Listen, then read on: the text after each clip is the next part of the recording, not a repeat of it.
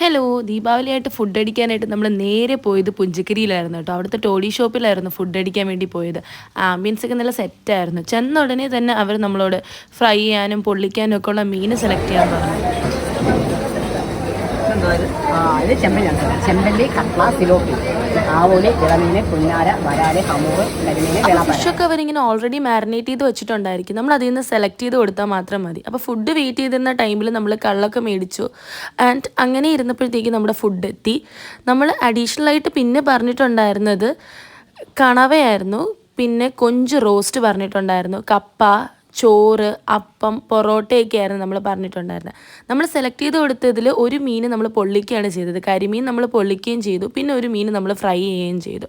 അങ്ങനെ അതെല്ലാം കൂടെ കൂട്ടി ഒരു പിടി പിടിച്ചു. നല്ല ടേസ്റ്റായിരുന്നു. പിന്നെ ക്വാണ്ടിറ്റി വൈസ് ആയാലും ഓക്കെ ആയിരുന്നു. അതിനുശേഷം നമ്മൾ അവിടുത്തെ പ്രകൃതി ഭംഗിയൊക്കെ കുറച്ച് ആസ്വദിച്ചിട്ട് നേരെ വവ്വാമൂല കായലിലോട്ടാണ് പോയത്. അവിടെയും ഫസ്റ്റ് ടൈം തന്നെയാണ് പോകുന്നത്. അവിടെ നിന്ന് നമ്മളെല്ലാവരും കൂടെ ഒരു ഐസ്ക്രീമൊക്കെ മേടിച്ച് കഴിച്ച് കുറച്ച് നേരം അവിടുത്തെ കാറ്റൊക്കെ കൊണ്ടിരുന്നപ്പോൾ ഇതേപോലെ ചൂണ്ടയിടാനായിട്ട് കുട്ടികളും മാമന്മാരൊക്കെ വന്നിട്ടുണ്ടായിരുന്നു. അതിനുശേഷം നമ്മുടെ കലാപരിപാടിയിലേക്ക് കടന്നു. പടക്കമൊക്കെ പൊട്ടിക്കാൻ തുടങ്ങി വൈകുന്നേരം ആയപ്പോഴത്തേക്കും. അങ്ങനെ എല്ലാവരും നല്ല പടക്കമൊക്കെ വെച്ചു.